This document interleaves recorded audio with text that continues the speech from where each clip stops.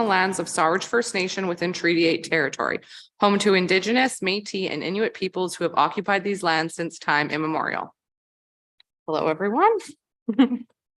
Council, the agenda is in front of you. Councilor Ferguson. Motion to adopt as presented.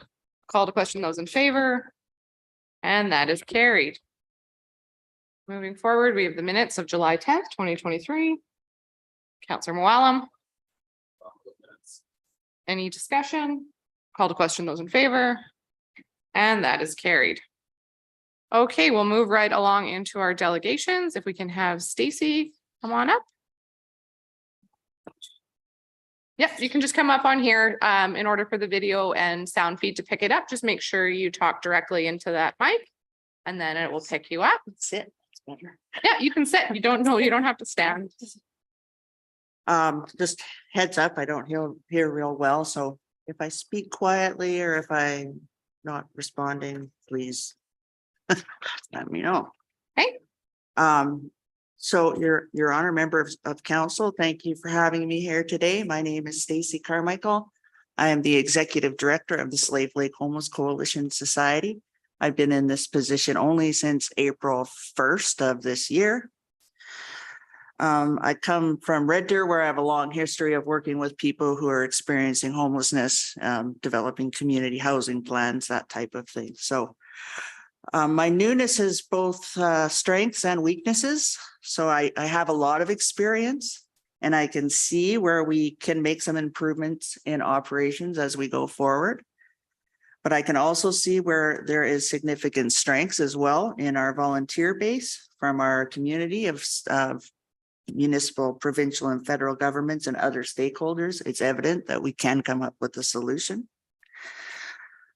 But my newness also means that I'm just learning about the community and about this process. In all fairness, this particular step in my journey for approval, I didn't anticipate. So I hopefully we can come to a conclusion soon so we can go forward with the community consultations and stuff.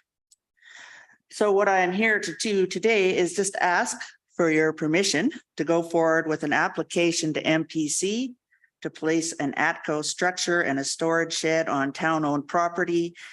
And I have two different addresses. I'm not sure which one is right, but 810 6th Avenue Northwest or 910 Caribou Trail. By both of those, I mean our previous temporary winter shelter site that's on the town-owned property. I'd like to have it there from October 15th to approximately May 15th, but I'm hesitant to place an end date at this time. This past year, as we closed operations, the province came on board and said, just as we had the trailers hauled away, they said we could really use ongoing shelter. And so we've been without a shelter when we could have had a shelter, potentially. That shelter will operate for approximately 6 or 7 months in that state. It will operate 24 hours a day, 7 days a week, and provide not only shelter, but wraparound services for people who are homeless in our community. So previous contributions to the site and to the Slave Lake Homeless Coalition Society by the town and other stakeholders are significant, actually quite substantial, and they included infrastructure and servicing costs. As a result of these investments, we can easily pull in a double wide made specifically for our purpose ATCO trailer with no additional costs to the town. We will also require a storage facility. In fact, the town could potentially make money off of us by charging us lease costs or rent for the space.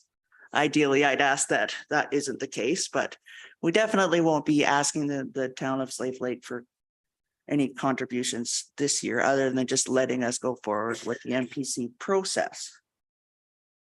So we will do our due diligence in preparation for that process should we get to that state, including facilitating a variety of community engagement strategies. So for now, what I can tell you is that we will have 24/7 staffing with in-depth training provided. We will have a single facility for staff and clients to access to increase safety to the staff and to the clients and to reduce the impact on the surrounding community.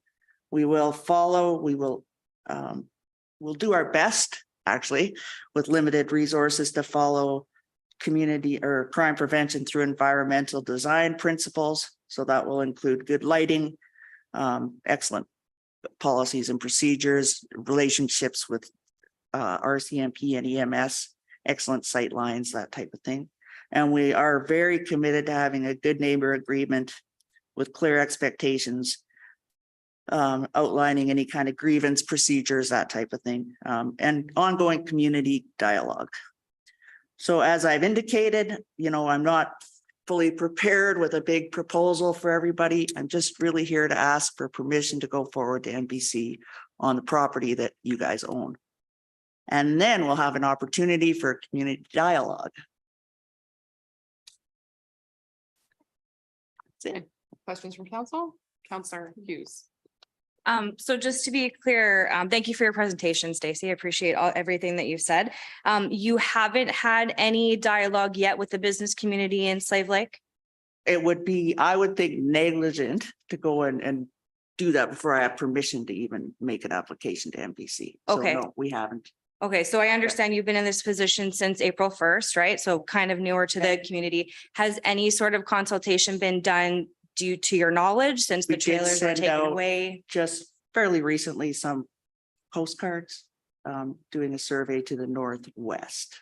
So Okay, yeah, other than to that, the no. residents, or can you be To the specific on what residents, I you're? think. It was just to the residents. It was through the post office to that quadrant is, Okay. Yeah. And So what were we're- the types of questions you were asking, or what were you looking for feedback on? how we might have impacted the community and what we could do better moving forward, that type Okay. of thing. Yeah. Okay, thank you.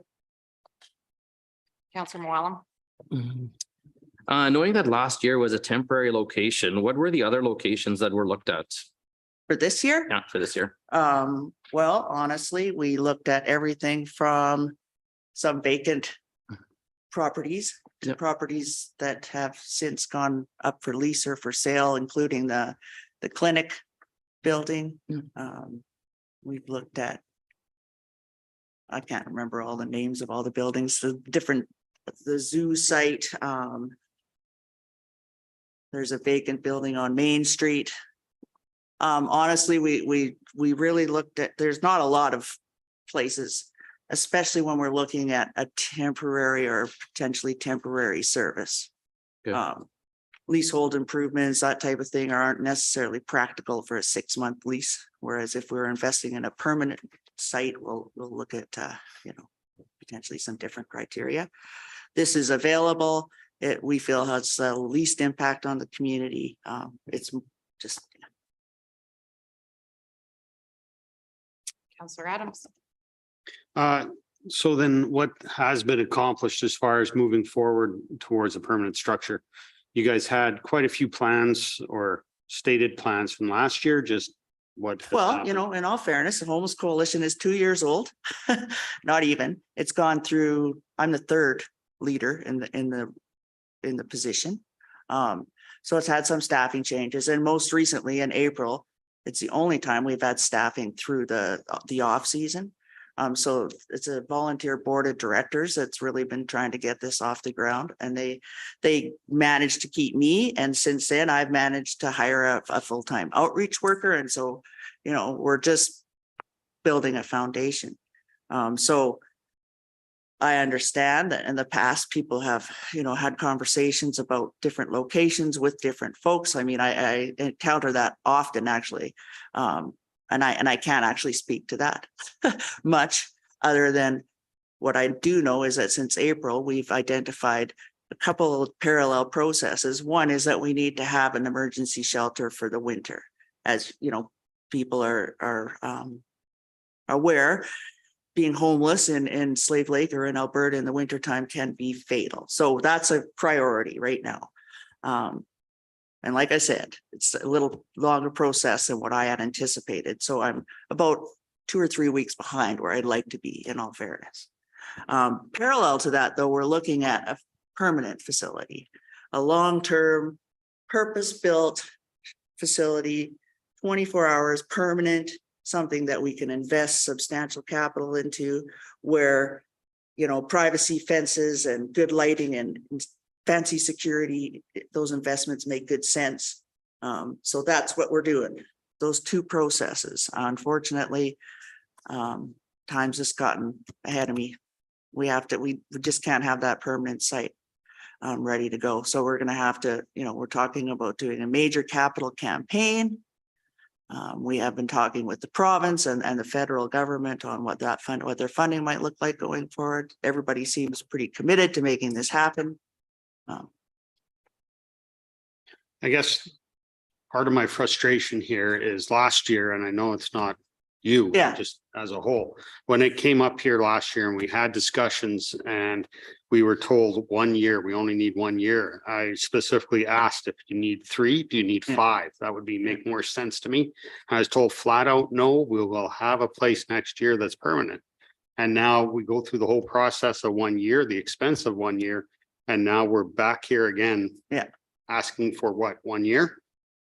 That's where I'm hesitant to put a date on it. So I can understand your frustration having, I've been through similar processes a long time. And what I can tell you is that temporary never works, but that we're always saying it's just temporary to appease the various parties or what have you. What we need to do is really get serious about a permanent solution. We have, we're working against each other instead of with each other. We need to be proactive instead of reactive. So right now, yes, I'm being reactive. I don't want anybody to die outside this winter. But parallel to that, we are committed to working with our community on a really darn good service that'll meet the needs of not only the people who use it, but the community of Slave Lake as well. Thanks. So Stacey, you said you sent out these postcards. Did they have an end date for people to respond by? Yes. We wanted to get the information by today's meeting. So it was yesterday. We sent out over 300 postcards and had 3 replies. Right. So I can't, with less than 1% response rate, and albeit it was only a 10-day turnaround, I can tell you that 2 responses were questioning the rationale of why we would want to do it, and 1 was supportive. But it's not, not something I'm prepared to say is based on any good evidence or, and the typical, concerns are raised, oftentimes organizations who provide services to people who are homeless are kind of, I hate to say, scapegoated for causing crime and those types of things when actually we help to mitigate that problem. So that same, so I'm hopeful that having some conversations with people will demonstrate that, we are really here to help. We're not trying to create issues in the community. So once you actually get past this step tonight, then you can start planning for the future and doing more consultation with the Yes, we will do specific consultations specific to this program. We'll develop a good neighbor agreement. And I've had lots of really good experiences in administering good neighbor agreements. And basically it would just give everybody a clear understanding of what we're all doing, who they would contact if there was any problems, what the kind of grievance procedures might be, what you can expect from the Slave Lake Homeless Coalition and what we can expect from our community, and, meetings every quarter or even every 2 months, whatever folks are interested in, a real transparent relationship, really. And we, I hope that, I know our board is committed to, and some of our volunteers doing some door knocking around the area. We'll also host events, maybe like, I hate the word town hall, but we'll host some type of a community engagement session, a variety of different options so that everybody has an opportunity to provide input. And then, of course, I'm not sure what the criteria is for MPC here in Slave Lake, but I do know that there are opportunities for conversations. letters that go out or what have you. I want to commend you on your knowledge, your passion, and your experience within this field. I think you're exactly who we need in a position like this.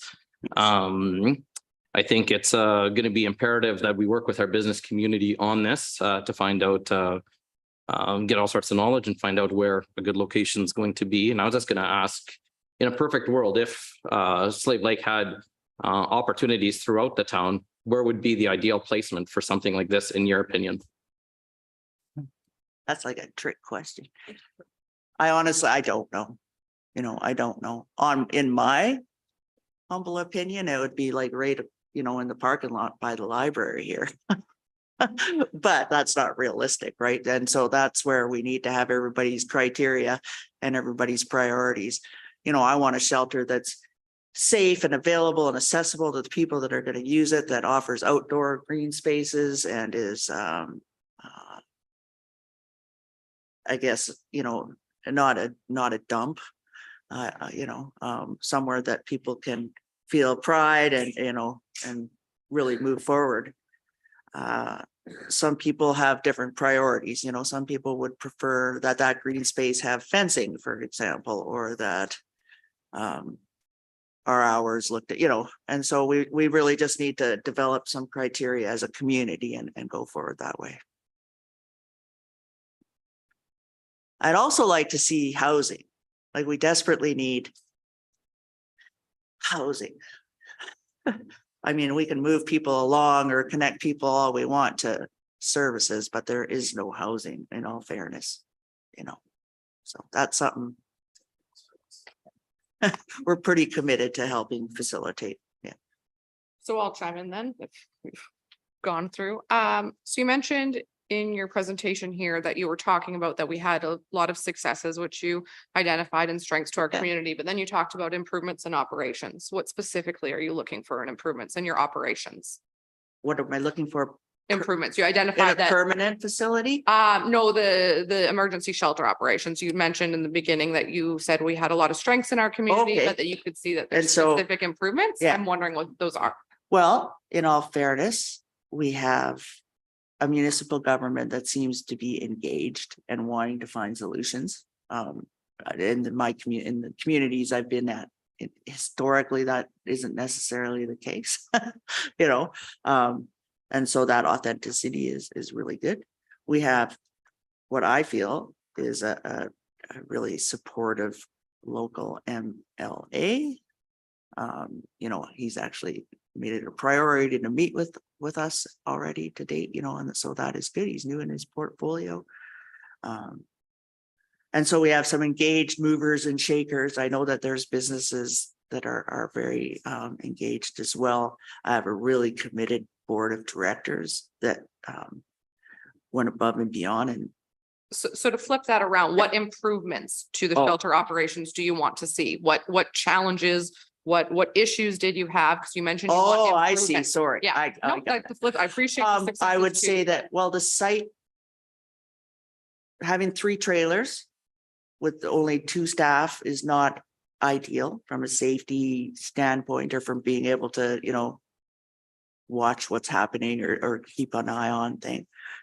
I'm not sure that all the staff didn't necessarily receive the amount of training that maybe they should have.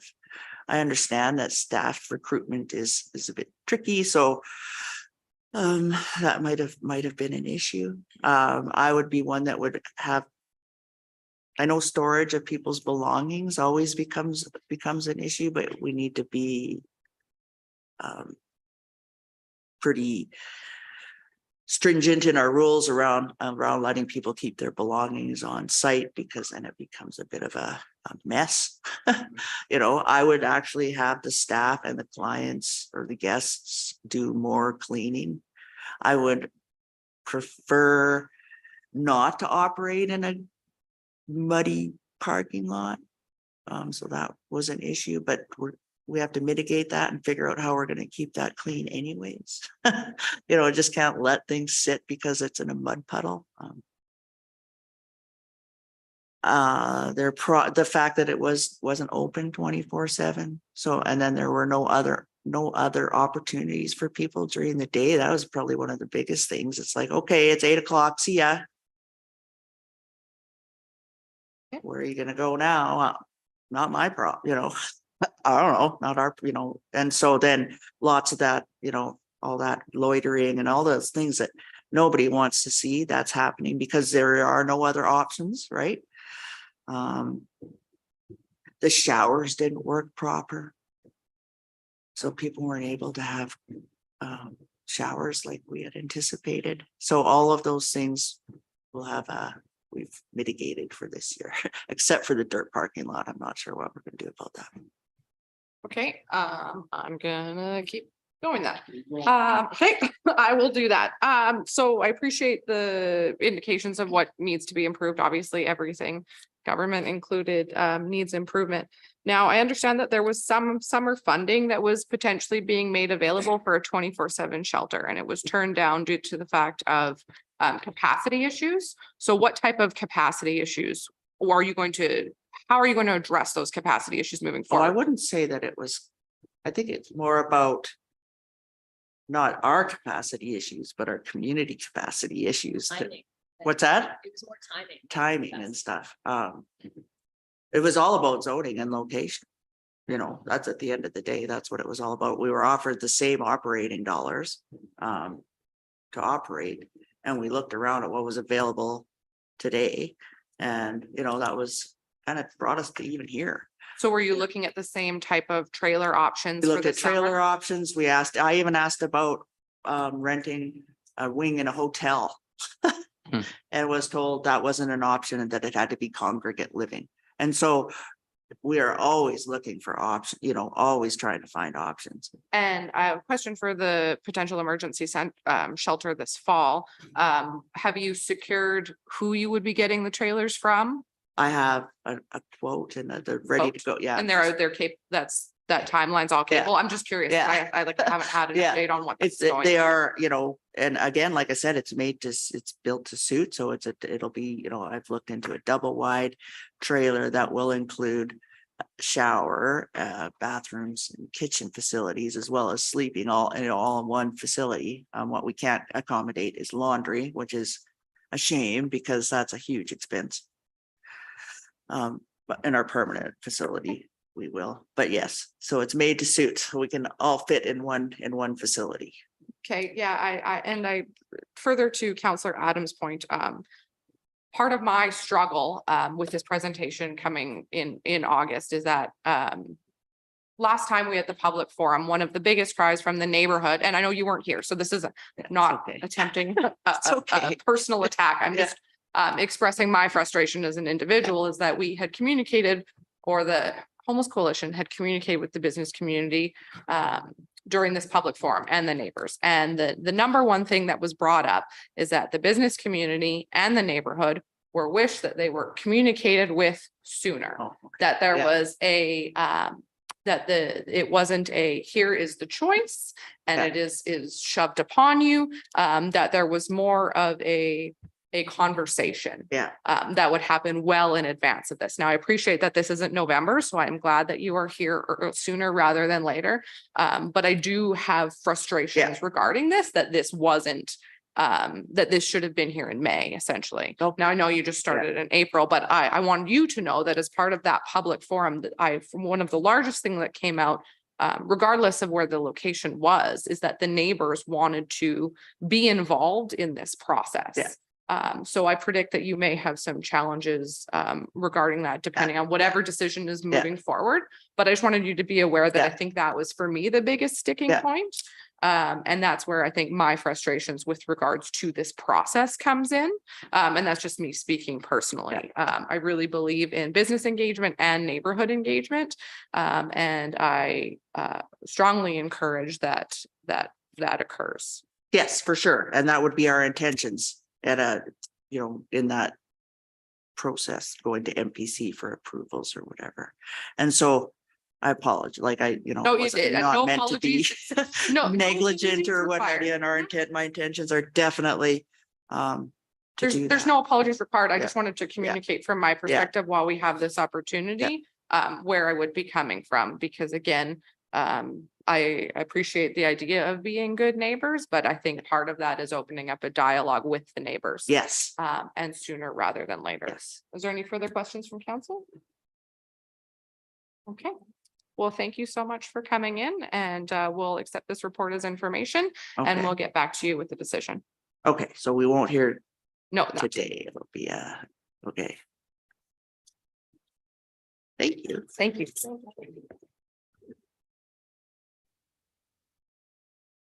Okay, our next delegation is Jewel Asterisk with Waste Management.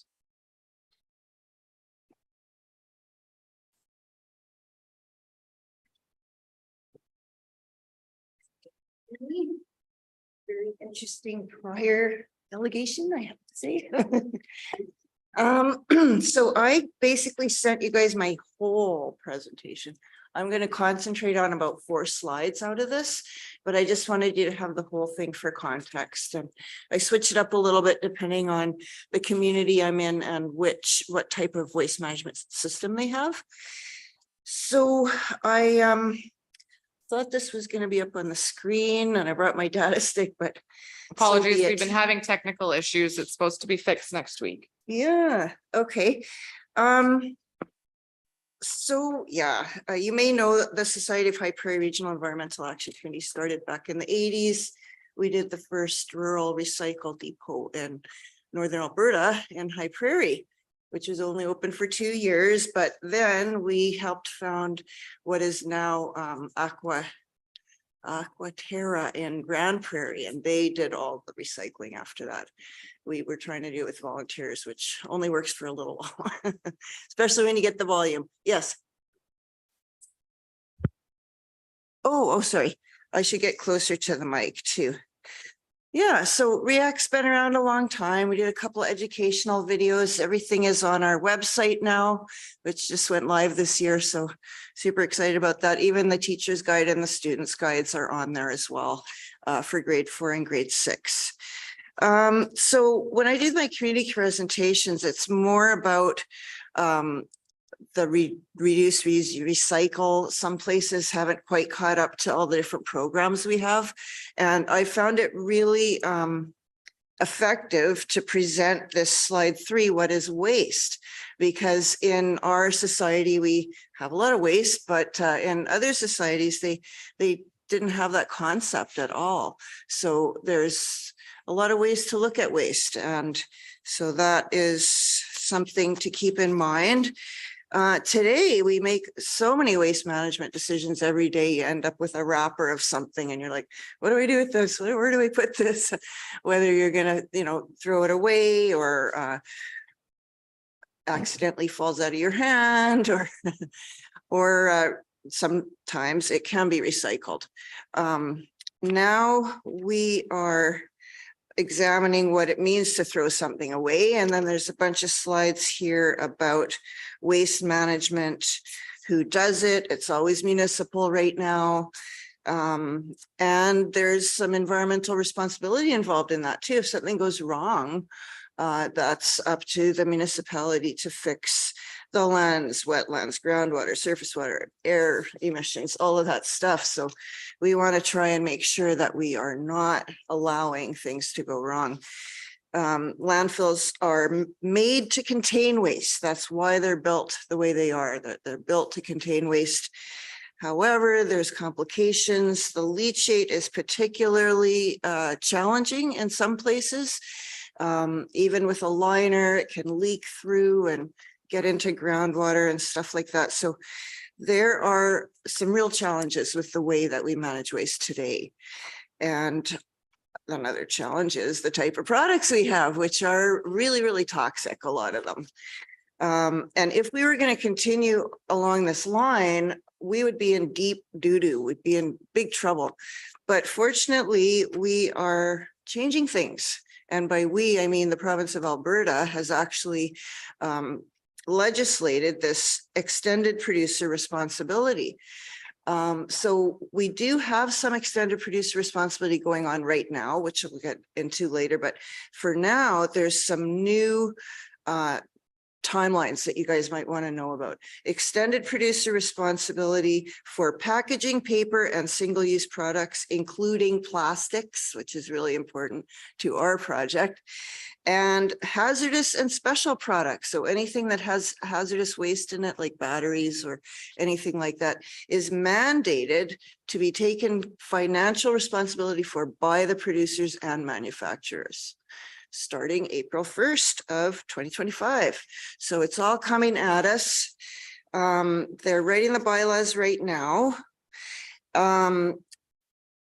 Before I go any further, I want to congratulate the town of Slave Lake on keeping your residential pickup and the recycle depot. I remember there was a little bit of consternation about having both. Should we have one, the other, neither? And people voted for both. And so you kept both. Well, here's the thing. You're going to have your costs matched for all of that from the producers and responsibilities. From the producers and manufacturers under EPR, and they will, it's called, I'm going to my next slide here. It's called level of collection. You have door-to-door collection, you supply bins, all of that will be paid for by producers and manufacturers after April of 2025. So there's going to be some contracts to be signed, some things to be switched around. Nobody's quite sure exactly how it's going to work until the bylaws come out, which should be in the fall, so very soon. I have an extra slide in here about hazardous waste, just to kind of reiterate that whole thing about the importance of not putting hazardous waste into the landfill. It really can cause a lot of problems for future generations as it percolates in there and potentially seeps out. So that's another thing that EPR will be paying for, is hazardous waste roundups. So this is potentially a positive thing. So just going to the next slide, and the reason I say potentially is because in Europe, this started about 25 years ago. So we can look and see what kind of effects it's had. And from my perspective as a former landfill manager, I look at the landfill volumes per capita, and I see that they have not really changed since EPR came in Europe. And to me, that's a little bit of a head scratcher, and I'm wondering why that is. But then I look at how complicated it is and how complicated it is to get all the different producers and manufacturers to pay for their own stuff. And I bet there's a bunch of push and pull going on, and who knows exactly how it's going to work out in Alberta, but we hope for the best. REAC is promoting, or I guess, trying to advocate for a continuous onboarding, not to keep communities stuck in November of 2022, but to do like an onboarding program every year or every 2 years at most, so we can do continual improvement in waste management, because there's always new technologies, stuff come up, and you want to do something a little different. You shouldn't have to be stuck back in 2022 with whatever process you had going on there. So I also have some draft notes that I took. They're not approved or anything, but the Recycling Council of Alberta put on a national webinar about EPR, and there were people from BC and Ontario, where it's a bit further ahead than Alberta, discussing, their choice, whether they would sign in or opt out. You have to do it whether you sign on or opt out. The difference is either you sign the contract or the what they call a producer responsibility organization signs the contract with the waste haulers and people like that. So it's going to happen. It just depends how involved the municipality wants to be in terms of how it happens. So yeah, it's a slightly different, again, in different places, and we saw that a little bit on the webinar. If you like, I can provide the notes if anyone's interested. But the main thing I wanted council to know is that EPR will not cost. It will actually reduce your costs on a lot of stuff. I'm not sure exactly how yet, but that's the plan. And the producers and manufacturers are going to be financially responsible for recycling as of April 1st, 2025. So we have this timeline here, and I went through this with a fine tooth comb with a guy from the government of Alberta. So it's all pretty accurate, except I think bullet number 4, where it says registration for EPR with ARMA will follow. So ARMA, the Alberta Recycling Management Authority, they're the ones who are going to be our pro for the whole of Alberta, our producer responsibility organization. They're the ones that do the tire recycling and the oil and the paint and the electronics. Electronics program has recently expanded to anything with a battery or a cord, which is fantastic. It's all made of the same stuff anyway, metal, plastic, and a little bit of different tidbits there. But yeah, so this slide 14, I believe it is extremely accurate after a few corrections. So yeah, you can see that there is a phase 2 in October of 2026. That's a new onboarding opportunity. That's the kind of thing that REAC is trying to make sure happens more often than every like 4 years or 5 years. So then we get into some of the EPR that exists today.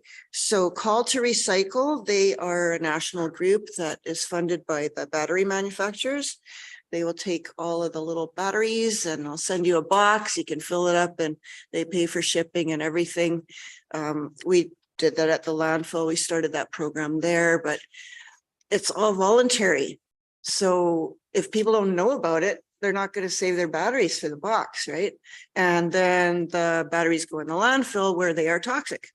So that's the thing, is getting the word out about these programs. It's really important for the future of this location because of course the landfill is quite close to the lake, and that's one of the reasons I think I was originally hired to open that landfill. There were a lot of concerns, environmental concerns, and rightfully so. Like, people are correct to be concerned with a landfill that close to the lake. So it's just something that to really stay on that. And Jill, So- I'll just give you a quick reminder that we do have a 10-minute cap. So Correct. if there is an ask or something from council, just want to make sure that we get that. in the timeline, Okay. Okay. Sure. Thanks. So there's a few more EPR examples there. And then the rest of it is basically my community presentation. So you can see how I'm kind of promoting different types of waste diversion out of landfill. We don't want to have landfills all over the place, face it, in the future. And some of that stuff is useful, like compost. Plastics are a very special thing. And I've got a slide here with some Indigenous scholars' quotes on plastic and how they really changed our waste stream in so many ways. When they're loose out in the environment, they cause chaos and microplastics and toxic hazards, and animals eat them sometimes and they can die full, with their stomach full, because they think they're full and they have no nutrition in there. We have to keep plastics out of water. We can't burn plastics, create all kinds of terrible things. And then I'm promoting some of the good stuff that we're bringing to communities, the community cleanups, the Pure Nature crew, and then our precious plastic template that we're using for our plastics remanufacture project. So the plastics remanufacture project, we started it a number of years ago. It takes a lot of research. Research takes time. Our research should be done by this fall. So I'm really excited about that. We're finding that the total volatile organic compounds produced by small scale plastic recycling equipment is under the threshold for human health. So that's really good. The last thing we need to do is the deep dive for dioxins. We have to hunt them down and find if there's any being produced, because if there is, that specialized PPE, and that means a slightly different process for small scale plastics recycling. But what we're doing, we're starting an endowment fund, actually. We just started work on that this week with another charity support. And we're going to start raising funding for the first pilot project. And the pilot projects are basically what you see on the previous slide, all of that equipment. And maybe a few more things like a 3D printer and some things like that. Because once you make filament, you can make anything, right? So it's pretty exciting. It's a brand new industry. We're excited about it. We're going for communities that are more than 250 kilometers from the centers, because that's where the plastics will be shipped to. Over 250 kilometers, it's no longer effective or cost effective to ship plastics around. They're just too light. So a place like High Level or even Wabasca or especially Fort Chippewa, Fly-In community, they all have the same packaging. We all have the same packaging, let's face it. So if the community can sell their plastic waste to this new company to make new things with it, that's what we're hoping in remote and rural communities. So that's what we're doing right now. This is all just for information. And we're hoping that you can help us promote it too at your municipal conferences when you run into people from further up north. Could tell them about it. It is very new, but here's the thing with waste management. We're all on different pages. Like, it just broke my heart to hear about the people in Northern Quebec asking for the health effects of burning their landfill, which they still do in 2023. So, you know, why are they asking for those? We know that there's terrible health effects from that. Why do they even have to ask? Like, it's so hard to hear that. But when we have a pilot project, obviously we'll be able to then fundraise for the second one and et cetera. So that's what we're up to. I'll open that up to any questions from council. Councillor was first. Which Okay. one you guys can fight it out? Okay. Councillor.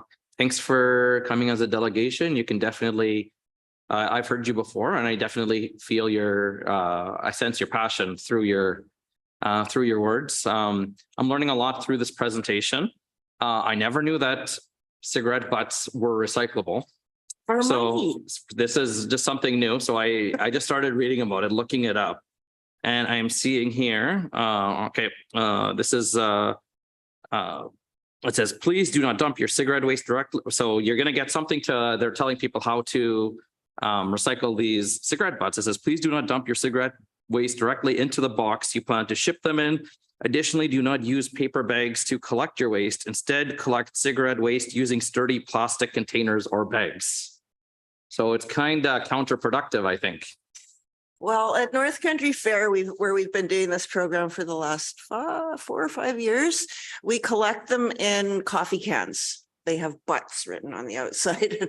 People put their butts in there. So we collect them there, and they're out when we put them into the plastic bucket.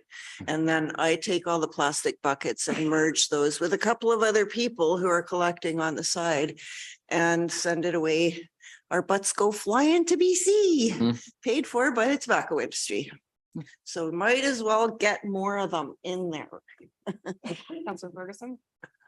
Jewel, my understanding is that you'll be making the same presentation to the Waste Commission, right?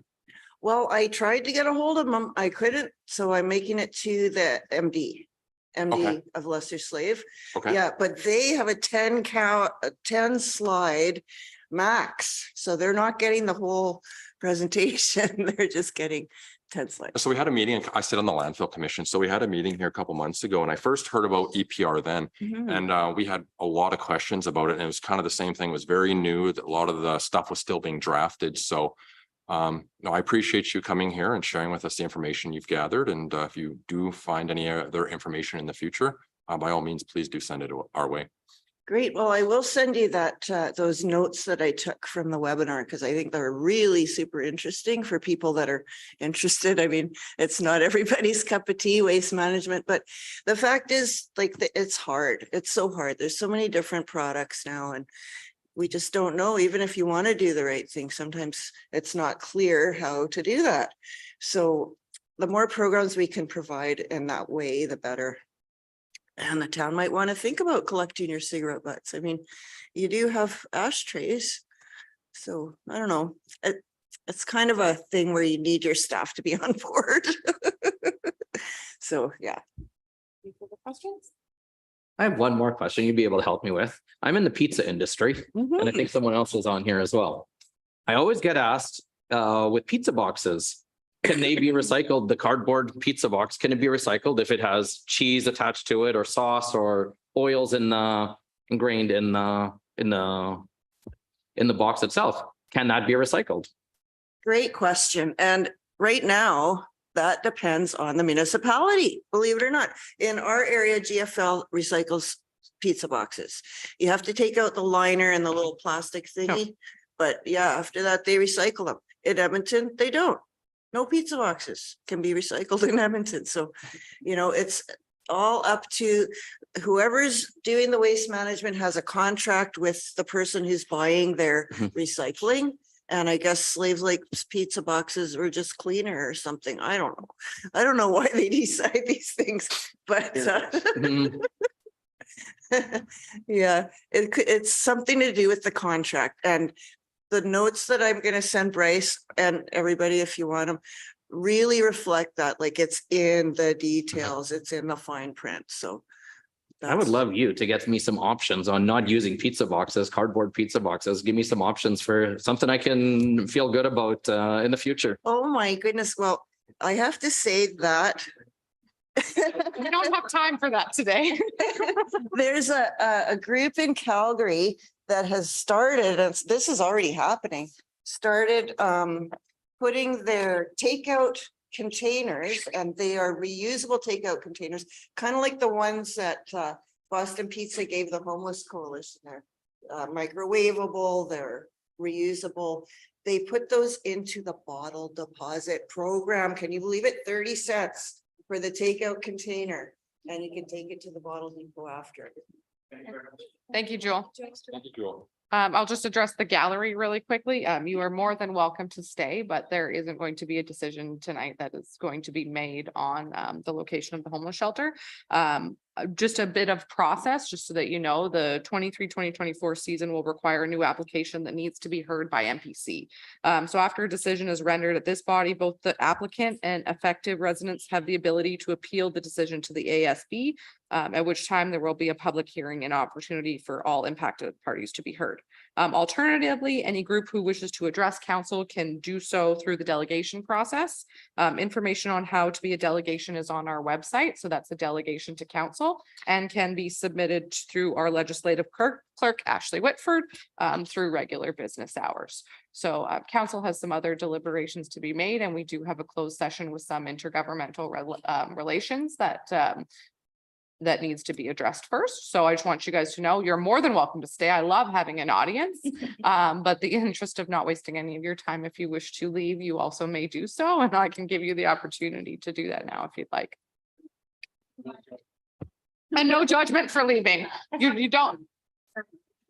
Yeah. You know, council meetings are great for that, but I don't want to force anyone to stay that doesn't wish to. So I'll just give a break, a few minutes for that if you'd like to break.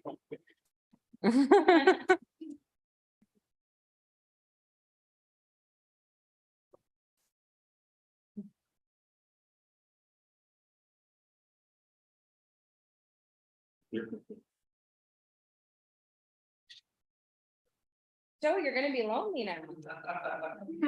I'm sorry, we got rid of all Joe's friends in one swoop. All right, let's move forward with the CAO update. Is our CAO presenting this or is Maddox doing that? Jeff's gonna do it? Okay. Sorry to interrupt. I just need 2 motions for the delegations to accept as information. Oh, right. Thank you. Sorry to Sorry. That's my fault. Counselor Adams. Motion to accept Stacy Carmichael, Slave Lake Homeless Coalition Society presentation as information. Any further discussion? Call to question those in favor, and that is carried. Counselor Hughes. Motion to accept the waste management presentation from Jewel Astris as information. Any further discussion? Call to question those in favor, and that is carried. Thank you, Ashley, for the reminder. And then we'll just wait for Jeff, who is joining us virtually. Oh, it's me still talking on there. Mhm. My voice sounds horrible. Your voice and all this sound. Ooh. Okay, can you hear me? Jeffrey, are you there? Yeah. Hello, everyone. Can you hear me now? Yes, we can. Okay. Well, thank you. I'll try to make this short and sweet. You have the report in front of you. What I'll do is just kind of go over some of the highlights and be open to questions at the end, should you ask. Under our corporate services for this month, couple of the highlights, the replacement of our outdoor digital signs is scheduled for August 23rd to 25th. As contractors will be installing the signs during this time, the installation process was postponed due to some delays in the SIM card delivery and contractor availability, but we're hopeful that it should be completed before the end of this month. And our communications branch has developed some communication collateral to aid in the marketing of our advertising assets, and that's going to be launching soon after our digital boards are installed. Under our economic development program, updates on the rural renewal stream. So the program's now approved a total of 21 employers, showing an increase of 5 from the previous month. A noteworthy increase of 9 from the previous month brings the total count of issued letters of endorsement to 26. So among these, 15 are newcomers, while 11 are existing residents seeking to secure permanent residency. Progress date on the industrial land market and fiscal impact analysis. So the project's currently underway with the consultants from Nichols Applied Management. The project scope encompasses several aspects. 1, market demand supply analysis and growth model. 2, the evaluation of municipal competitiveness. 3, identification of potential land users. 4, conducting a fiscal impact analysis. And that was it. An update on the tourism marketing campaign. So the campaign's been launched and initial results indicate a significant improvements on performance compared to the 2022 Heck Yeah campaign. The first campaign phase has already been optimized based on its initial performance. Once that campaign concludes in August, ECDev will furnish a comprehensive summary of the results of that initiative. Update on our housing accelerator funds. So although primary hurdles to application development lie in attracting developers and enhancing staff capacity, ECDev remains committed to this potential fund offers. So we've actually submitted our application just as recent as last week and are hopeful for some grant funding that we'll be able to utilize for a number of capital projects that are on the books currently. So stay tuned for that. In terms of our HR department and recruitment, so we have a couple positions we're still dealing with, our MRC operator and some junior lifeguard aquatic instructor positions, which will be ongoing. We've recently filled 16 positions in Q2. We've hired a couple of individuals to help with our animal or pound duties, our deputy fire chief, our manager of IT, administrative assistant to HR and the CAO, and an RCMP clerk have all commenced as of today's meeting. And we're still processing some assistant lifeguards and senior lifeguard that are in the process. Any questions while I continue?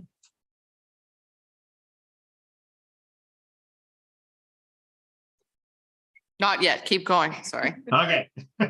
In regards to information technology or IT, so the IT ticketing system implementation has been successfully completed. Review of the town's email accounts is nearly finished, reaching 95% completion, aimed at optimizing our licensing subscription model. Planning for server migration is in process with a tentative date set for August to transfer our phone system over to the new server. And vendor engagement has begun for the evaluation of council chambers audio video system. So the current projector systems reached the end of its supported life. So we're starting to explore upgrades to modernize that process in chambers. In regards to finance, the finance department is still working on it with the consultant on our evacuation claims, preparing a budget update for council for the last meeting in August. And 18 new business licenses were started or opened since the last CO or committee of the whole report. 18? Wow, that's a lot. 18. Yeah. So one thing to kind of keep in mind is these aren't necessarily 18 businesses that are opening up stores or physical locations necessarily within the town, but rather we have a requirement if an outside contractor is performing service in the town or is doing business for a customer or doing an installation or something along those lines, that they have a Town of Slave Lake business license to operate within the town, right? So the 16 businesses there, some of them reflect some of those instances where a business may be coming to town to perform a specific function. Under taxes, municipal affairs will be conducting a detailed assessment audit for the town. So assessment audits are performed under the authority of Section 22 of matters relating to assessment and taxation regulation. The objective of this assessment audit is to provide an unbiased opinion as to the quality of the 2022 assessment roll for the 2023 tax year. The opinion is based upon a review of practices and procedures used by the municipality and the assessor in administration of the assessment program in relation to the detailed assessment manual. As a benefit to the municipality, the audit will identify where opportunities exist to improve assessment performance and quality of assessments. So that is just beginning here as of this beginning of this week. In terms of an update from our project manager, so the concrete program is approximately 60% complete, as is the asphalt patching program. The slip storage is about 75% complete. It's anticipated to be completed by the end of August. 3rd Street Road rehab work is all done. Sawridge Force main twinning projects 90% complete. Coordinating support for the Rotary Club for the installation of gazebo at Schurter Park. Concrete pad work is all completed as of July. And the gazebo fabricator is delayed due to shipment delays. The downtown east walkway revitalization is progressing well. To date, 60% of the project's complete, and this might actually be underreported. I think there's been some more improvement over the weekend that's not reflected in this report there. The pump track equipment's been ordered and expected to be installed within the next week or two. Hilda Eben Park playground equipment is complete. The tennis courts resurfacing is complete. Work on the half-side basketball court is progressing slowly. The concrete that was poured was deficient. So we're working with the contractor to finalize a fix for those deficiencies. The highway entrance sign installations are all complete. The EV charger is fully operational as of July 6th. Energy provided up till August 7th, so 1 month in usage, totaled 960 kilowatt hours. So if you'll recall, we were estimating a medium usage of 300. So that charger over the course of that 30 days had exceeded our estimations threefold over the course of that time. So it's very good. And we're working to finalize the design for phase 1 of the industrial sewer expansion project. Will be out for quotation this week. In our planning department, finalize the contract for services with Third Space Planning to complete the public consultation and regulations regarding our short-term rental policy development and program. They're working on an application for the potential purchase of provincial lands and working on a report regarding Sunset Place and potential development options that relate to that. In terms of our fire department, calls for service for July, they had about 59 calls for service. They also had their new administrative assistants start as well as their new deputy fire chief in mid-August. The fire department is going to now start reporting on a monthly basis in terms of their membership as it relates to their volunteers, just so council is aware of any of the trials or difficulties or barriers that they're experiencing as it directly impacts our fire service delivery for the town and the region. So on Station 1, members left in July, 1 member left in July of 2023. No new members in July were recruited. There's a new recruitment campaign starting in August. The average number of responders per call out is 8 as of July. So your totals are before you there. Station 1 has 37 volunteers assigned to it. Station 2, 7, Station 3, 10, Station 4, 12, Station 5, 0, Station 6, which is search and rescue members of 20. In terms of our enforcement, it's a bit of an addition to the CIO's report here. So they had 22 calls for service with year-to-date of 340. And over that course of that last month, they had 7 animal-related files, 1 traffic bylaw, a couple unsightly premise, 1 environmental protection, so like an oil spill. They issued 3 tickets and 8 traffic warnings over that period of time. Community services, so aquatics, they've had no canceled swims due to staffing issues. They had 1 canceled swim due to building repair. So this is directly speaking to some of the changes in our staffing model that we've implemented through community services. So that's really good news. Several staff have completed their pool operations level 2, so it's building some more capacity in our staff. The department has run a Bronze Cross where 4 were completed and a National Lifeguard course where 9 completed. So we're starting to build some potential capacity in our staffing, which is a turnaround from where we were half a year ago even. Wow. And we still have our planned shutdown of the pool from September 4th to 17th. It's being communicated through all of our communication avenues. Under recreation and programming, the playground program has been a successful addition. Not only is the overall cleanliness of the park being maintained, the attendance and feedback has been very positive. So weather has been a challenge, but during operational days, the participation is high, often with 40 people cycling through the program throughout the day.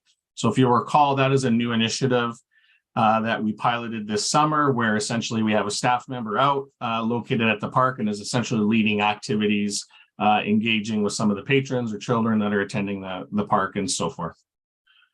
And as a reminder, our bylaw 06-2022, our user and rental fees will be increasing as of September 1st. We'll be advertising those fee increases in the month of August. Yeah. And that is all I have for a CAO's report, and I'm open to any questions should you have. So I'll comment on the question here, Jeff. So I'm happy to see that the population of our town will be growing by 15, thanks to the rural renewal stream. It will be interesting to gauge the impacts of this program after a full year has passed. So there's a comment in there that neighboring municipalities were considering to kind of facilitate that for them. What municipalities are we considering that for? And what if the cost is more labor intensive than, the proposed fee of $10,000? So initially, and you actually have the director in charge of the department there for you, so he can step in as well, should he need to. But initially the intent is going to be, and I believe our economic development manager is bringing forward a report to council next week to kind of finalize what that potential expansion of the program is going to look like, and to add some of those fees to our fee schedule bylaw. So it's not approved yet, or it hasn't been communicated necessarily yet at this stage, but it is going to be offered to some of our neighboring communities. So the MD, neighboring MDs to the north and to the west, and we'll revisit. So depending on what that uptick is from some of those MDs and what the additional work is, some of that additional fees that we're looking to collect to help offset could be potentially used to bring in administrative help to help supplement that program. So that's kind of the whole idea behind that potential fee, but that's going to be an item for discussion, I believe, next week. Okay, thanks, Jeff. Councillor Moallem. Hey, Jeff, I hope you're doing well. I was just going to ask on the outdoor digital signs. Since I've been here in Slave Lake, and I've seen them up, I don't know if they've ever been used to their full capacity. What is the goal of the outdoor digital signs? Well, I mean, one of them has been down at least since I've been here. So I mean, there's been some old technology that's been up there. I mean, the goal is that it's kind of twofold.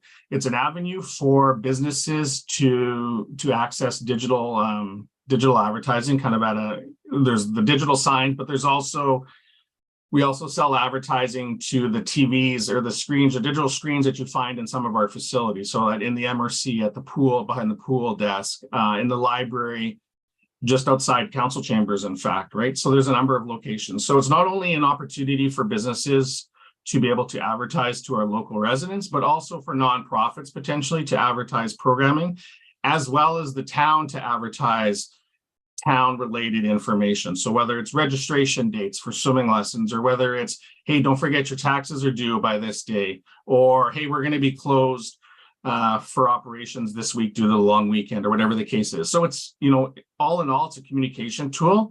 It's meant to has the potential to generate some revenue for the town, but also to serve a purpose. And would it be up to, I think, community groups to come forward to the town and say something is happening, or is this stuff that's coming up in the community calendar that someone within the organization is putting on there? No, so that ad space that's showing up on there is sold, meaning that other than our own Town of Slave Lake business sort of related messaging. So if a community group wants to have something presented on that board, there's a different rate. It's included in your fee services bylaw that was passed a few months back. As it relates to all the different aspects of advertising, digital advertising being one of those items. Those community groups would contact the town office and say, hey, we'd like to advertise this, or we'd like to advertise this registration date that's coming, or we'd like to advertise this comedy night that's happening that we're sponsoring as a fundraiser. So it will be up to those organizations to reach out to us, but it is a paid service given though for nonprofits at a reduced rate. Thanks, Jeff. Councillor Hughes. Hi, Jeff. Just curious, satisfy my curiosity on the fire hall update. What station is Station 5 that has 0 members? I was asking myself that same question. If I was to guess, I think it's Mitsu, but I'm not 100% sure.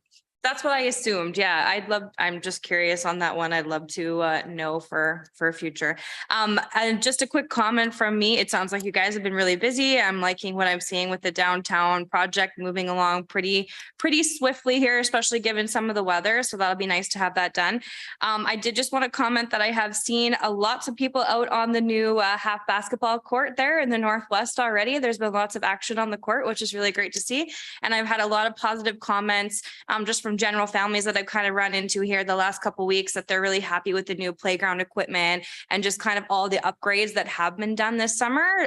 Families are really putting them to good use, and I've had a lot of good comments. So I just wanted to share that with the group. Thank you. I'll pass that on. Councillor Adams. Hey, Jeff. Couple of questions mainly. Well, one is about the assessment piece on page 4. I understand this is just an assessment or an audit on our overall process, but are we going to be able to come out of this identifying a need for more taxation subclasses in categories 1 to 3, or like such as vacant or non-vacant land, or is that not really part of it? Are we going to expand from this audit, or what are we doing with this at the end of the day, I guess? It's tough for me to say. I'm not exactly sure. This is kind of a new one for us.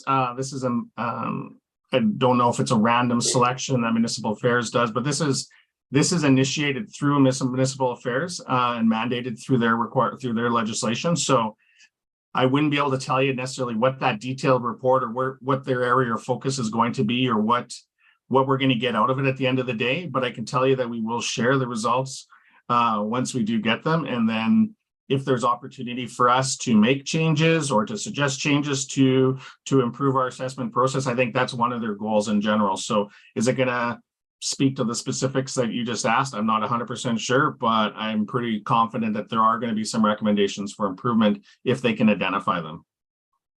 Okay. You keep going. Keep going, yep. All right. Also on page 4, under the slip storage shed project, how is this performing right now to budget? Are we fairly on target, or are we over? Yeah, no, it's on budget. All I can honestly say I'm not aware of any projects that we have undergoing right now that are running over. Okay. This Okay, being so- one of them. Keep going, Steve. Might as well. Page 5. You got the phase 1 of the industrial sewer expansion project. Have we had any response about the usage and willingness of businesses to participate in this project for it to continue to move forward? There have been some discussions, informally, I would say, and some of your council members may be able to speak to some of that as well. There is going to be, I believe there's going to be this item on the agenda for next week for the 22nd. And so there's still further discussion to be had, but there has been some positive comments about the project and, you know, looking forward to seeing it coming to fruition. There have been, or I've been made aware of some concerns regarding the town's requirement to ensure all businesses are connecting within a 3-year period. So there's been some concern regarding that. There's been some concern regarding what the requirements for each individual property owner may have, the technical requirements as it relates to the storage tanks or the pump or grinder system or step system, right? So those are being worked out right now, currently between our utilities department and our project manager. But I haven't received anything officially other than the odd email, but some of your council may be able to speak to some of those things. Okay. One last one and then I'm done. It's okay, Steve. All right. I see also on page 5, we were talking about the summer splash program and the success of that. I know there was quite a few members in the community that felt they didn't, well, not felt, didn't get involved in this as much as they wanted to simply because of capacity issues.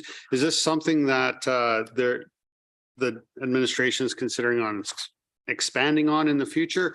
Or are we pretty much at capacity for what we can do with that? So I was speaking about it. So there's 2 different programs there. So there's the Summer Splash program, which we've had for a number of years. That's, you know, run out of the MRC. There's several staff that are hired that facilitate that program. The program that I was highlighting for you tonight was actually, I don't think it's on page 5. Page 7. What was it, 7? Yeah.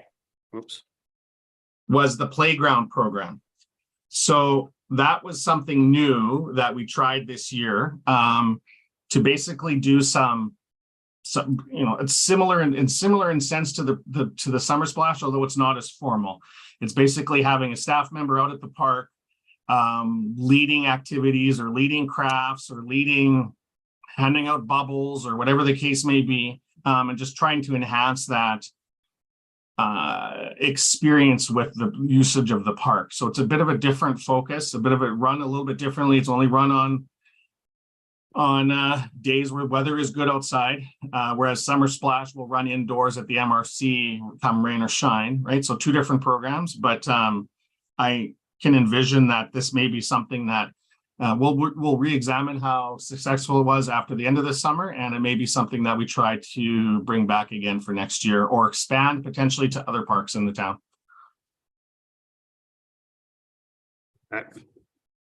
Hey, Jeff, it's Ali again. Just in regards to that playground program, the staff that we bring on, I think I know a few of them. They're younger students. What happens if the weather is you know, it's gloomy outside? Are we asking those people to stay home, or are we finding a different job for them that day? No, I believe their shifts are weather dependent. I'm not 100% sure. I can get back to you, Ali, but I believe that if it's a rainy, you know, you're able to look at the forecast far enough ahead in advance. If we go, it's going to, you know, 90% chance of rain is going to happen tomorrow. We're going to cancel the program in advance. And that staff member, I don't believe is working. So I can confirm, but that's my understanding. Okay, thanks, Jeff. Any further questions from council? Okay, can I get a motion to Councillor Adams? Motion to accept the task list as information. Or the CAO update. Sorry, I was already clicked on the next one. Any further discussion? Call to question, those in favor? And that is carried. We will move to the management task list, which is in everyone's package there.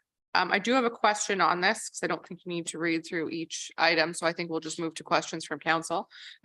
Jeff, there's one in here that says there's a gap analysis report that is not, that was supposed to be for today. Is that later in August? Let me just double check. I believe it is. Yeah. 2023. It says move to task administration to bring back a report on the gap analysis of our industry sectors. Yeah, I believe and Director Maddox can confirm, but I believe that's coming next week from our ECDev manager. Okay, Jason's gonna do that next week. Okay, perfect. I was just looking at some of the dates on those, and there's also one for broadband on the same day. Yeah. It says it was completed July 6th in the notes. Oh, sorry. Yeah, so that one will come off the list after today. Any further questions on the management task list? Love one. Go ahead. Will the new school zone signs be ready for the start of the new year at the end of the month? I believe so. So in terms of process, what needs to happen is there needs to be amendment to the traffic bylaw, which has yet to take place. That's scheduled to come next Tuesday to council. So once approved, I believe we've already kind of put the wheels in motion, but those should be in place soon here. So we kind of need to make sure though that the bylaw passes as was directed to administration. Thank you. Any further questions? Councilor Hughes, Motion to accept the management task list as presented. until we're out of practice with the order of things. Any further discussion? Call to question those in favor, and that is carried. Okay, we have anything for question period while we're here? Councilor Moallem. In the past, Jeff, local clubs and competitors, upon winning medals, were brought in as a delegation to receive a Town of Slave Lake Certificate of Achievement. This could be a baseball team, a hockey team, a swim or volleyball clubs. It was a great way to recognize local athletes, volunteers, and coaches. Can we look into the parameters to bring this back? Yeah, that shouldn't be an issue at all. Councilor Brown just mentioned that it's on the website, but maybe we need to Promote it more. promote it more. That's the word I was looking for. Yeah. Anything further in question period? Keep going, Ally. Hey, it's Ali again. Hilda Eben is looking wonderful and getting lots of usage. I was there a couple times over the last number of weeks, and it is just great. I'd like to see if new benches and tables were being installed around the playground section in the back. I believe, if unfortunately Question's not here, but I believe there was some discussion and there are potentially some on order. I just don't believe we've received them yet. So I believe that that's part of the project as well. There's also been some discussions with another potential business donating, making a donation to the town that may have an ability to impact some of that as well. So I can get back to you, Ali, but I believe that there are plans and we just haven't received them yet in terms of some additional seating and benches and stuff.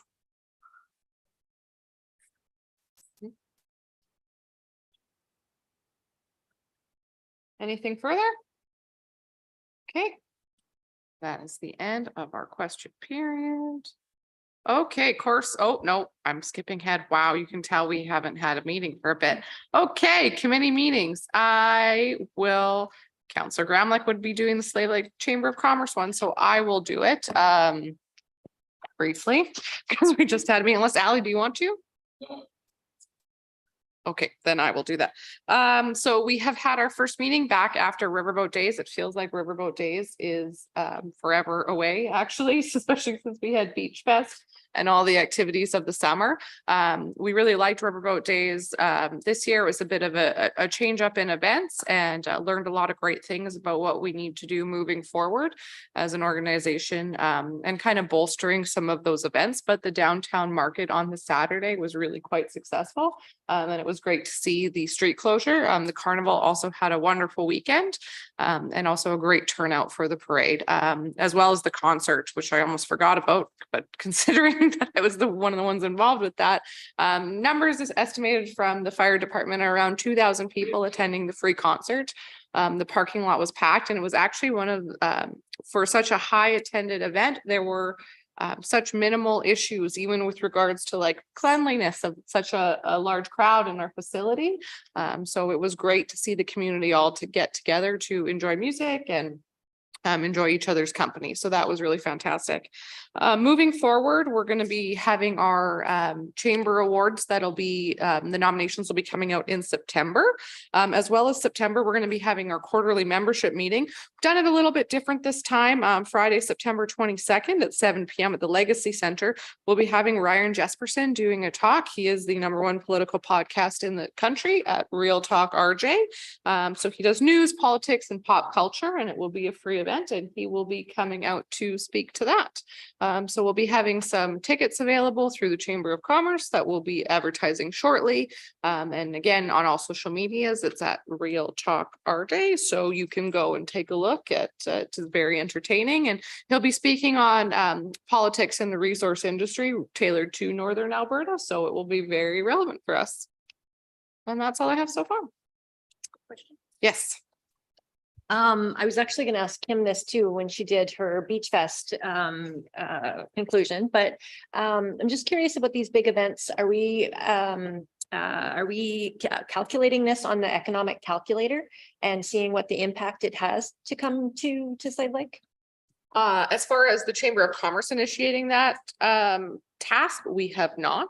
Our mandate is mostly to focus on what business involvement we can get, as the Chamber of Commerce is business focused. Right. But I would say as far as the Tourism Society event goes, it is something that is on my radar that I want to speak with Jason about doing now that the event has passed, and starting to possibly see if the town of Slave Lake can help us collect that data, as it's really our calculator and our if we could, I would Yeah. say from, and this is just again my perspective from the Chamber of Commerce, the more data we can get on that, as far as community involvement, the better. Absolutely. I do know that the carnival just in itself brings in a significant amount of more regional tourism.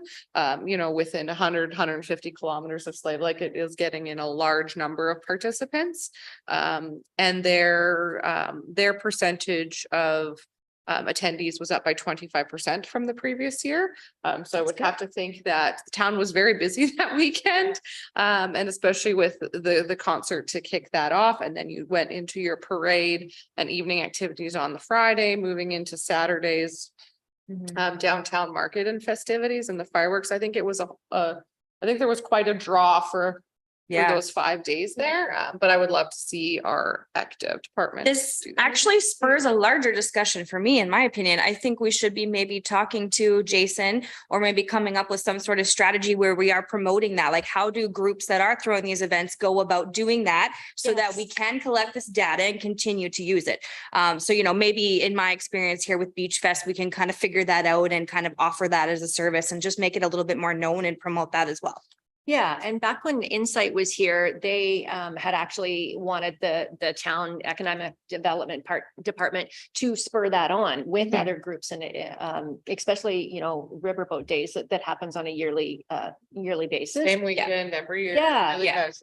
Yeah, Mhm. totally measurable, and that's the thing. I don't think anybody is measurable. No, and I think from from an organization perspective, that's not something that I think each individual organization should be taking on, because you're just No. basically Exactly. reduplicating efforts. Yeah, I don't think that we would know how to do it properly either That is- necessarily. That would not be something that would be in my wheelhouse. So Yeah. having Jason, kind of lead the charge on that in some way, maybe that's a discussion for another day, but it's one I'd like to have, certainly. Yeah, maybe we can flag that to Yeah. have a conversation with him. okay, sounds good.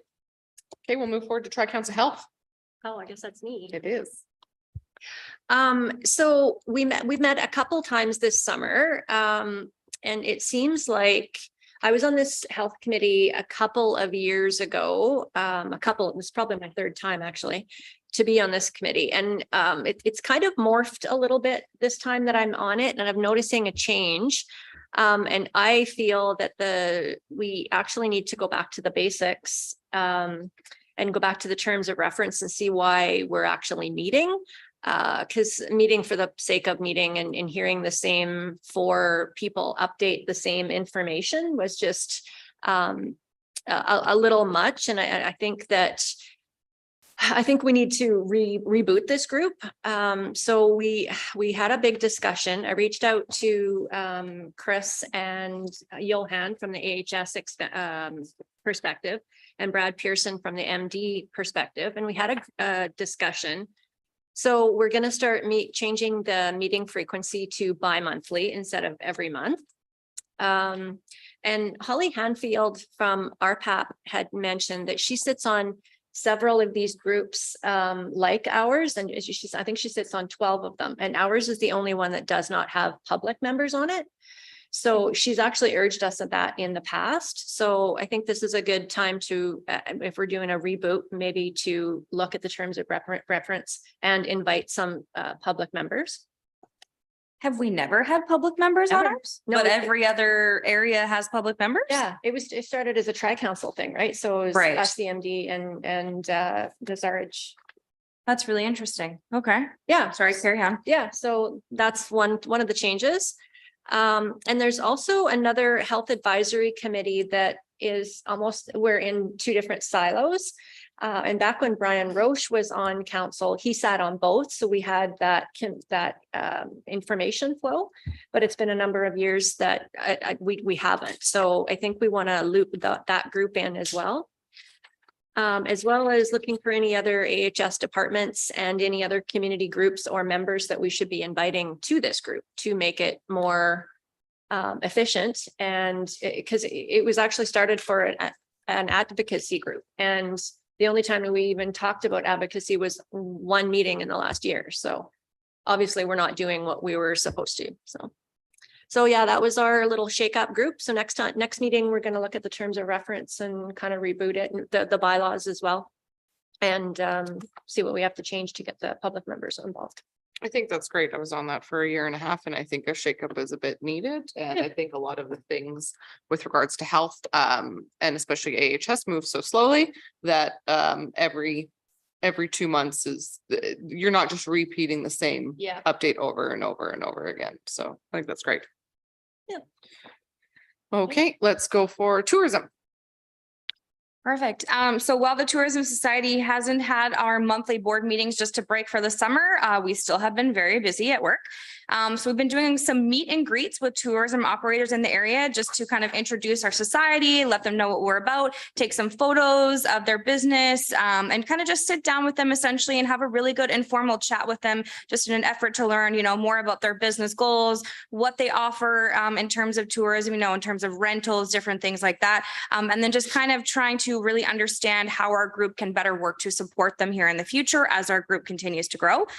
So that's been really great, very well received. We're having a great time kind of marketing and giving them some shout outs. And it's really been very effective for us, honestly, and just forging forward with some great partnership opportunities too. So I've been excited about that. Our Tourism Society was able to secure a grant a little bit ago here with Stingray Radio that we had used for a lot of advertising for Beach Fest. Now that Beach Fest is over, we're just going to be using it for some kind of just general advertising, essentially promoting our society and all the tourism opportunities that exist within our region. So we look forward to coming up with some good marketing campaigns there. We have unfortunately had to put plans for our skydiving event on pause for this year. After careful consideration, the offer on the table just didn't make sense as a fundraiser for our society. And we were given a short timeline there to book the skydiving event essentially as well. So we're going to table this for now, and we hope to revisit this as a possible fundraising event in the near future. And also very shortly here, we will begin planning for a fall tourism operators meeting.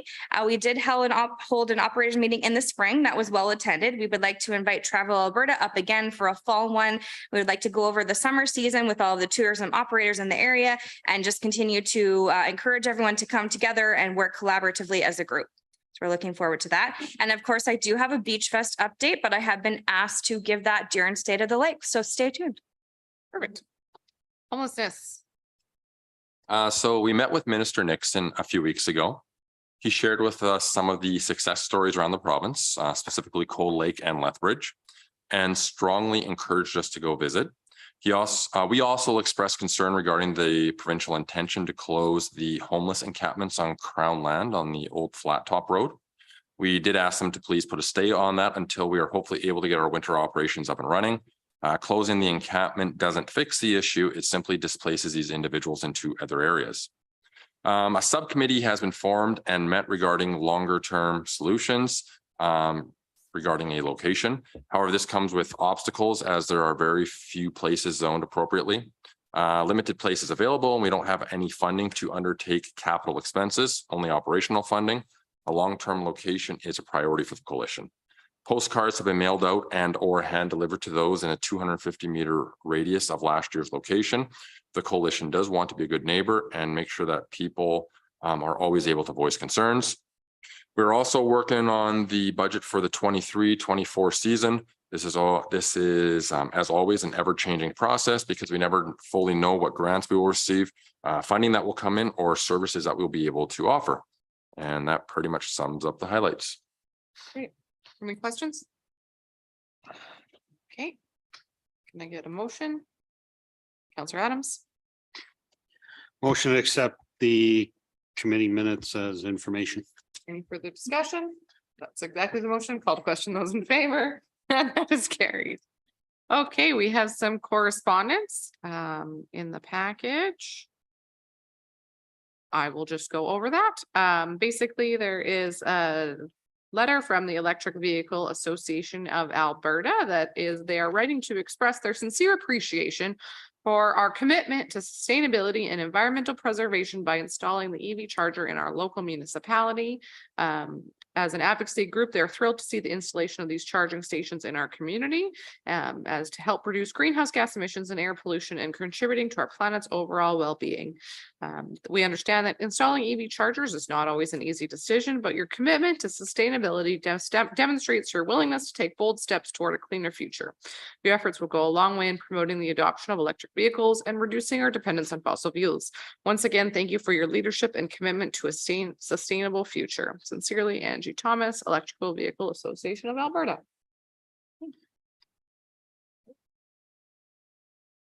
Councillor Hughes. That was a nice letter to receive. I will accept this letter as information. Call to question, those in favor, and that is carried. Next up, we have a proclamation for Rail Safety Week. So. Jeff, do you want me to read this letter or what are we looking at here? Yeah, I can read it for you. It's up to you. Go ahead. Everyone's tired of me talking. So all right. So you have a letter before you from CN and it's addressed. So dear Mr. Simpson, so every year more than 2,100 North Americans are killed or seriously injured because of unsafe behavior around tracks and trains. By adopting the attached draft proclamation, you can help raise awareness for rail safety in your community. Working safely is by far the most important thing we do each day at CN. Every employee deserves to go home safely. Every community needs to know they will not be put in harm's way.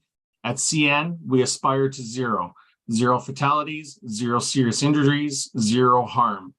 We need your help. We firmly believe that all crossings and trespassing related incidents are preventable. By working together, we can help save lives. Rail Safety Week will be held in Canada and the United States from September 18th to the 24th, 2023. This is an opportunity for us to educate the public on rail safety. As a leader in your community, your council plays an important role in improving public awareness about the dangers around tracks and trains. Rail safety is a shared responsibility. We are asking you to engage with your communities about rail safety and to sign the enclosed proclamation highlighting your community's commitment to rail safety. We would like to publicly recognize your commitment. For us to do so, we ask you return the signed proclamation to email. And you have before you, I believe, a sample of that resolution for your consideration and approval.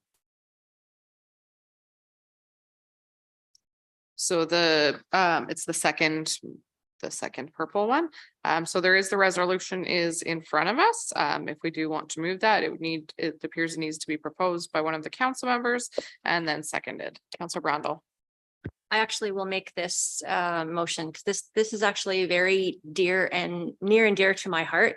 I don't know if anyone in this table knows this about me, but when I was 18, my boyfriend was actually killed by a train, and my best friend and I did some advocacy, and we actually got a bridge right over the highway and over the tracks, because the tracks separated my hometown and North Dryden and South Dryden. And yeah, so we got CN to build an actual bridge right over the tracks and the highway. So I will definitely make this motion. Okay. Any further discussion? Call the question. Those in favor? Okay, that is carried. So I will now make the proclamation. That's correct, I believe. Okay, so the resolution is in support of Rail Safety Week, whereas Rail Safety Week is to be held across Canada from September 18th, 24th, 2023. Whereas 232 railway crossing and trespassing incidents occurred in Canada in 2022, resulting in 66 avoidable fatalities and 43 avoidable serious injuries. Whereas educating and informing the public about rail safety, reminding the public that railway right-of-ways are private property, enhancing public awareness of the dangers associated with highway rail grade crossings, ensuring pedestrians and motorists are looking and listening while near railways and obeying established traffic laws, will reduce the number of avoidable fatalities and injuries caused by incidents involving trains and citizens. And whereas Operation Lifesaver is a public-private partnership whose aim is to work with the public, rail industry, governments, police services, media, and others to raise rail safety awareness. Whereas CN has requested Town Council adopt this resolution in support of its ongoing efforts to raise awareness, save lives, and prevent injuries in communities, including our municipality. It is hereby resolved to support National Rail Safety Week to be held from September 18th to 24th, 2023. Okay. We will move forth into State of the Lake. Oh, did I miss something? Okay, continuing on. Councillor Malum. I want to send a huge thank you to the Lesser Slave Lake Regional Tourism Committee, its executive director, and all the organizers and volunteers at Beach Fest this past weekend. I understand how much work is needed to put something like this together, and it was great to see how much participation there was over the 2 days. Without these organizers and the passion to fuel the volunteers, this event would not have happened. While this event is still ingrained in our memories, I would like to ask anyone interested in participating or volunteering next year to reach out to the board ASAP. I'd hate to see this not happen next year. Well, thank you, Allie. That's Go ahead, great. Councillor Hughes. Yeah, so for those of you who don't know, we had our Beach Fest event down at Devonshire Beach just last weekend. And it was honestly a wonderful time. If you didn't get a chance to get down to the beach, then you missed out. There was numerous activities going on throughout the day. The schedule was jam-packed. They had yoga on the beach. There was a pancake breakfast. You could paddleboard, you could play volleyball, all sorts of things. It was a very awesome family fun type of event. Some of the highlight, I think the main highlight I heard from a lot of people was actually watching the fireworks down on the beach like that, just kind of over the water. It felt like they were just right in front of you. It was really amazing and definitely very well received overall. The Tourism Society is quite happy with how this year's event went. And considering it's kind of the second year that we've sort of, resurrected the sandcastle, we're extremely happy with it. We did have 12 entries for the sandcastle competition this year. They were very creative entries as well, and all the teams had a lot of fun. It's kind of early days, but we're definitely recording well over 500 people attending the Beach Fest area events at one time. Some rough estimates are still kind of coming in. A lot of people did come for a couple hours, go home for a bit, come back later. So it's kind of hard to know for sure on exact numbers. There were certainly local people who did come out to enjoy the event as well, but we actually also had a ton of tourist activity. So there were some tourism board members and volunteers that reported meeting many new people, some actually being new residents to Slave Lake that had entered the sandcastle competition as well. And there was families, there was a very large group that came all the way from Calgary as well. And they said that they saw our marketing efforts in Calgary, which was wonderful to hear. It seemed like there was quite a few from kind of like the southern Alberta area too. So there was people that made a bit of a journey to come and check out our beach, which was wonderful. We heard over and over again many compliments about how nice our lake is, how the white sand beach is just amazing. And people were joking, like, did you have this sand brought in? Like, they were really, really loving it. And basically just how it's such a hidden gem and just a really, really great spot. So lots of positive feedback for us over the weekend, which I really can't argue with because it is a wonderful spot. So what else can I say? I just want to give a huge thank you, obviously, to our main lead organizer, who is Connie Baird. She really went above and beyond. This is a huge event to take on.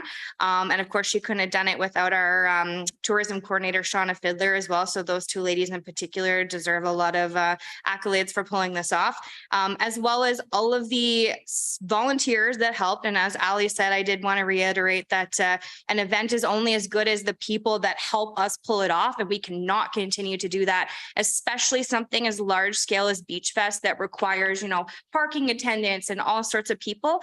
So for us to continue to grow this event in the future, we really do need that community buy-in and that volunteer buy-in. It's very crucial for us to be able to continue to do what we want to do.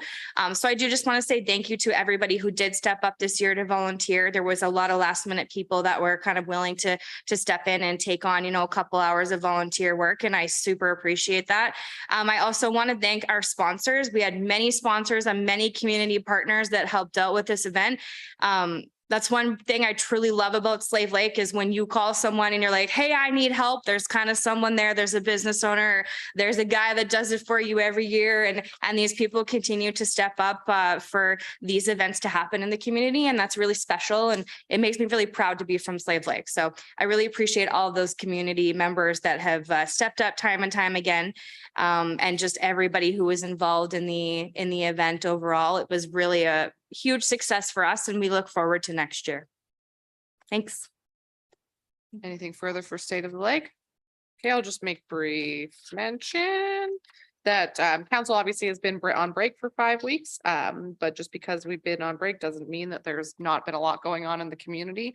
There's been significant park and infrastructure improvements. So just kudos to town staff for the continued work during the summer while we're not meeting and asking them repeated questions during our meetings. So they probably enjoyed the break from us, but we are back at it and we are prepping for our minister meetings at the Alberta Municipalities Conference in the fall.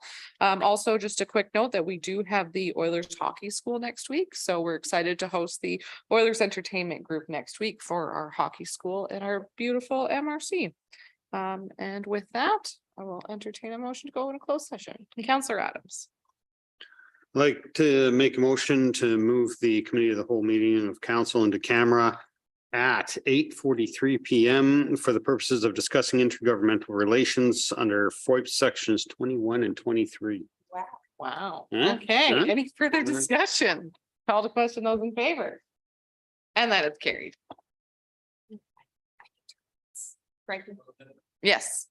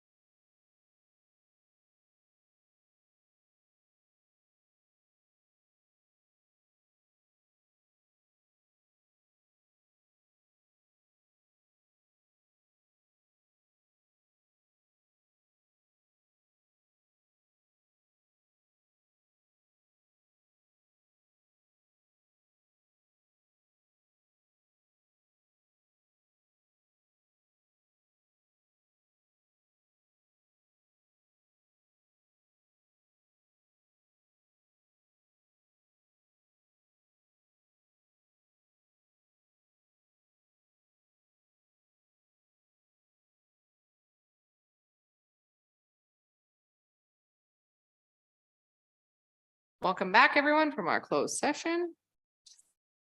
Counselor Adams, I'd like to make a motion that council receives the intergovernmental relations under FOIP sections 21 and 23 report for information. Don't we have to come out of camera first? We already make a came out of motion to come camera. out of camera. I made that before we went live. You went motion into, oh, okay, Well, yes, well, yeah, to come out of camera. okay. Okay, Sorry for the confusion. there's a motion, sorry, procedural. Sorry. That's okay, we're good. There's a motion on the floor. Call to question, those in favor. And that is carried. Counselor Adams, Motion to adjourn. any further discussion? Call to question, those in favor. And that is carried. Thank you. Brady, you're welcome to close the meeting now. Short and sweet.